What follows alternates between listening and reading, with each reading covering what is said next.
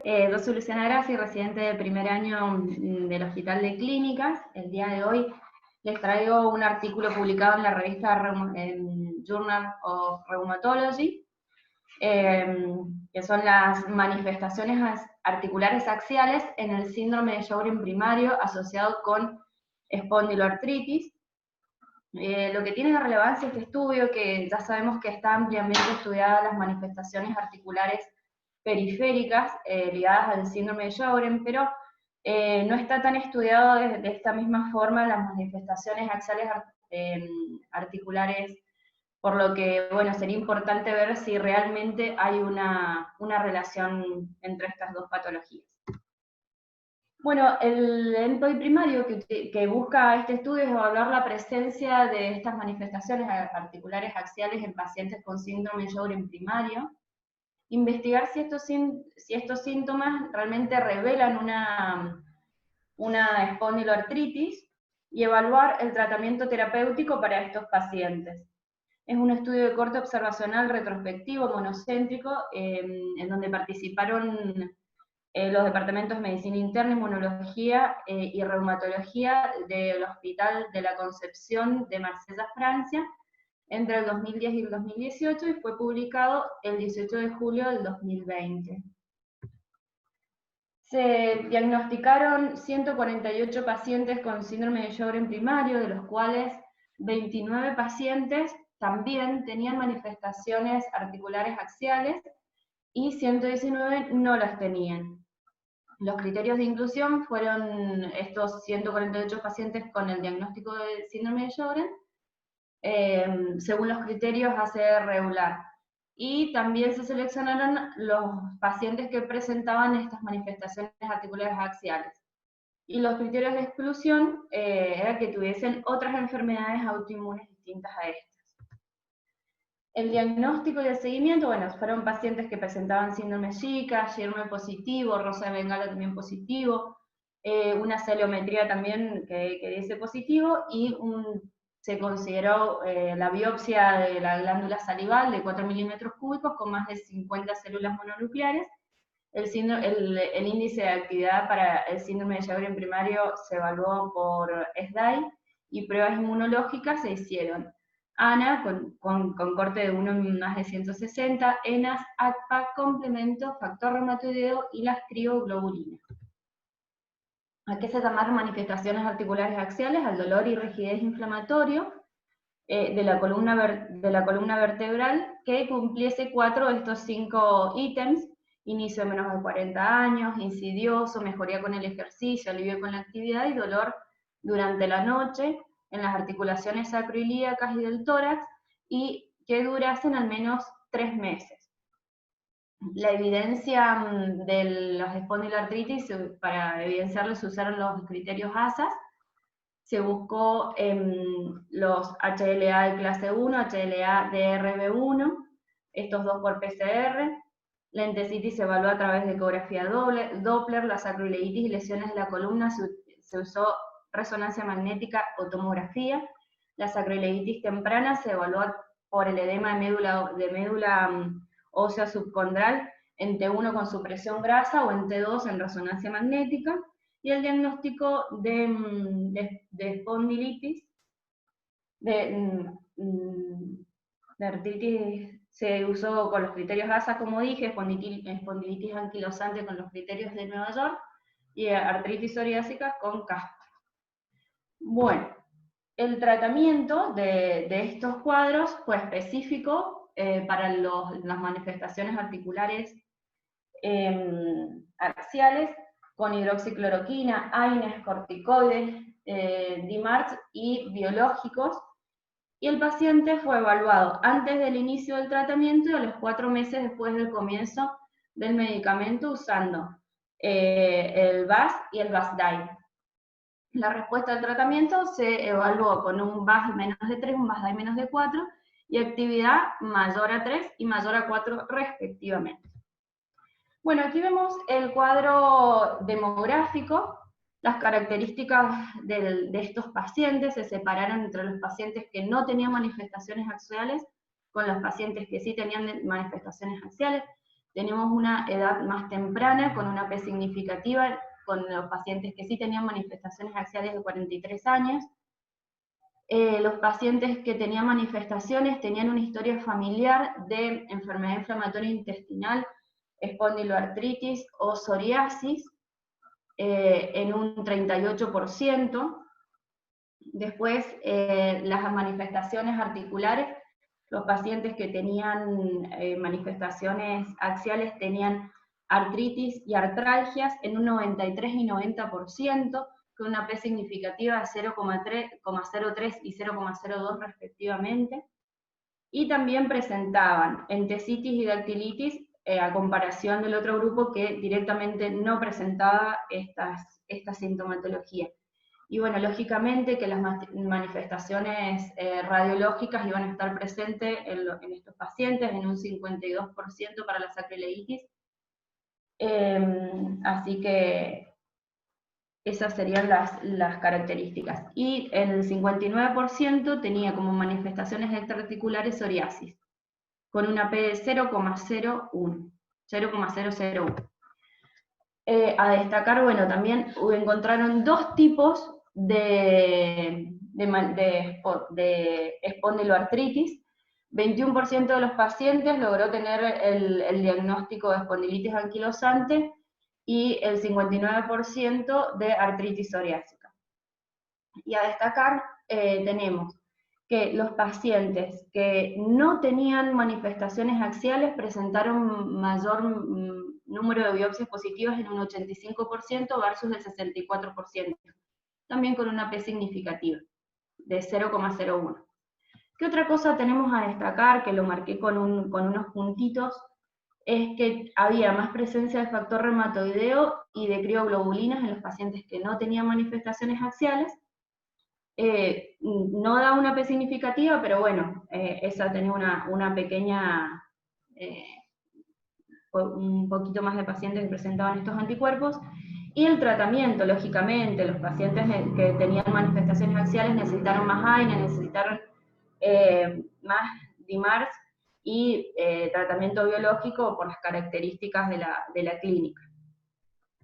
Bueno, aquí se clasifican las características de los pacientes que tenían las espondiloartritis. Se tomaron 23 pacientes que fueron sometidos a tratamiento para las espondiloartritis. Estos son los que cumplieron criterios ASAS.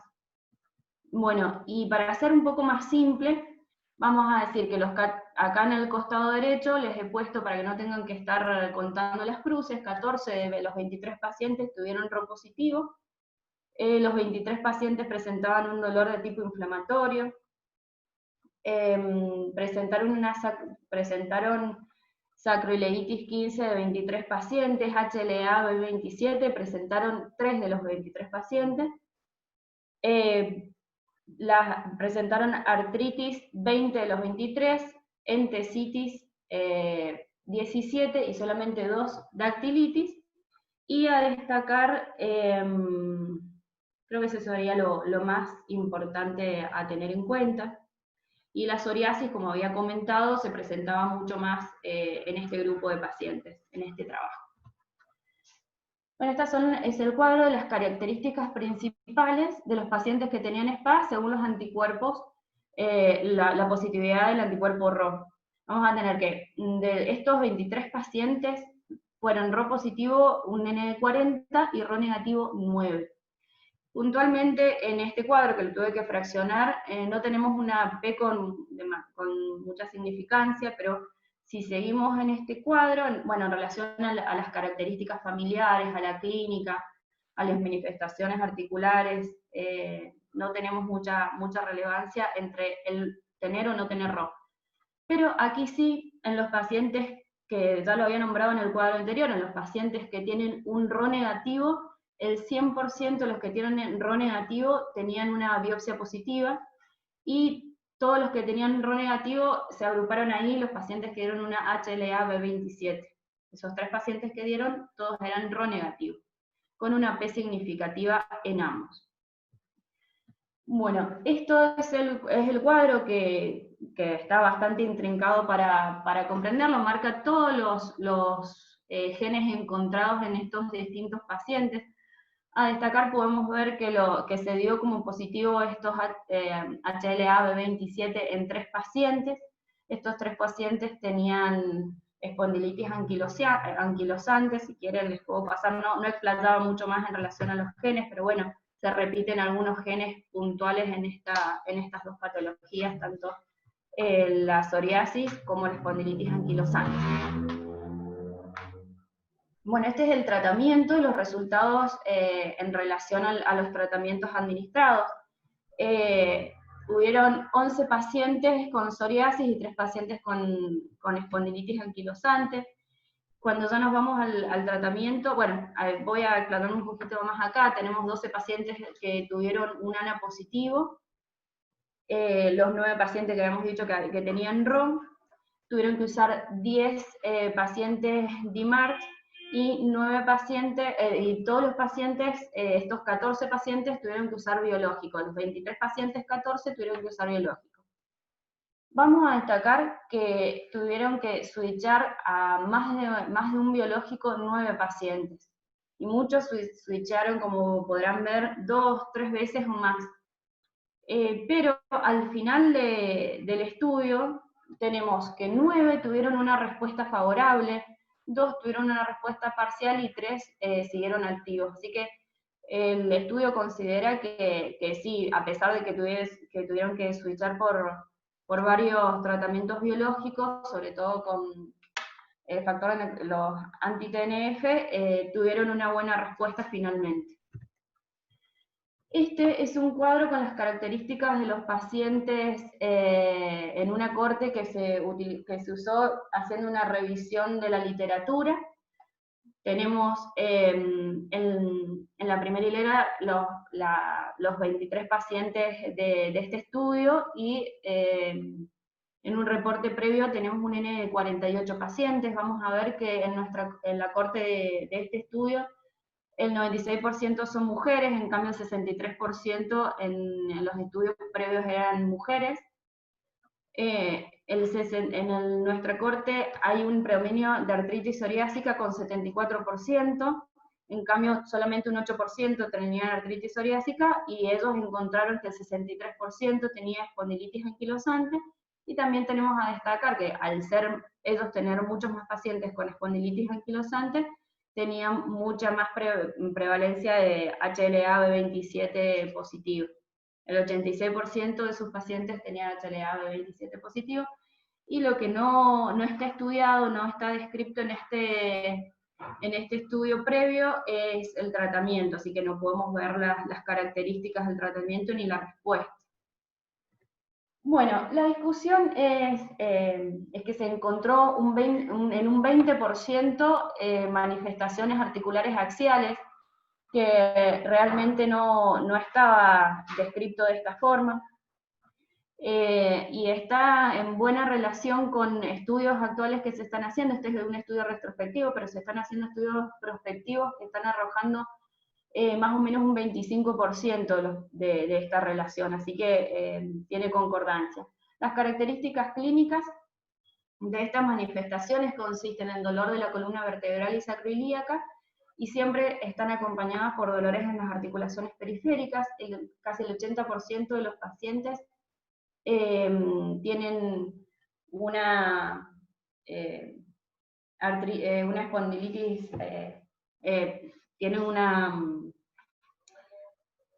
espondiloartritis, y de las características de la psoriasis mayormente, seguido de la espondilitis anquilosante, y casi todos tienen antecedentes familiares, ya sea de enfermedad inflamatoria intestinal, espondilitis anquilosante o psoriasis, personal o familiar, cualquiera de las dos. La mayoría de los pacientes que tiene enfermedad, síndrome de Sjögren, recibe tratamiento para síndrome de Sjögren solamente, como la hidroxicloroquina, pero bueno, más de la mitad permanece con dolor, por lo que es necesario también tomar tratamientos con biológicos. Se ha visto que después de switchar varias veces, es importante tomar en cuenta los anti-interleuquina 17 como un tratamiento.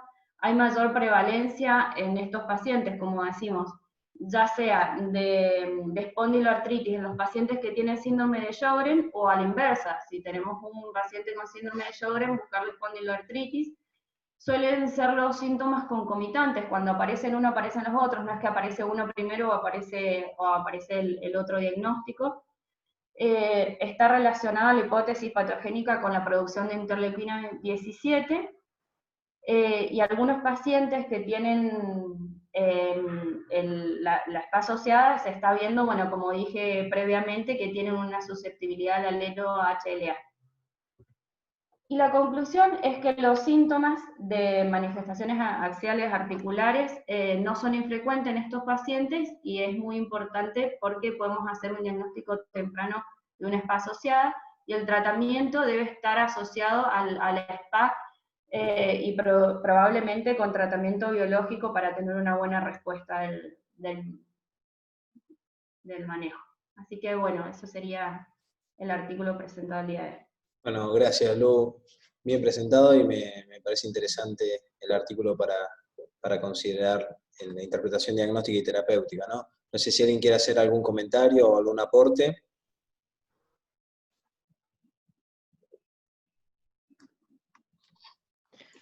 Diego. Hola Diana, ¿cómo estás? ¿Qué tal? ¿Cómo les va? Bueno, buenos días. Buen día. La verdad que no tengo ninguna experiencia con haber buscado esto, con haberlo visto, buscado esta asociación, ¿no? En pacientes, sobre todo con síndrome de Sjögren primario. En esas uno lo que ve es que pacientes con una espondiloartropatía tienen asociado un síndrome de Sjögren, ¿no? Pero eso sería un síndrome de Sjögren secundario. Bueno, es interesante para tenerlo presente, sobre todo en el caso nuestro, que tenemos muchos pacientes con síndrome de Sjögren, ¿no? Claro, eso es lo que Bueno, sugiero. muy bien presentados los artículos, bien Gonzalo, así que felicitaciones. Muchas gracias. Bueno, gracias Diana. Muy bien Lu, no sé si hay algún otro comentario. ¿Sí? Si no, ya pasamos al tercer artículo. Mile, si querés ir cargando la presentación.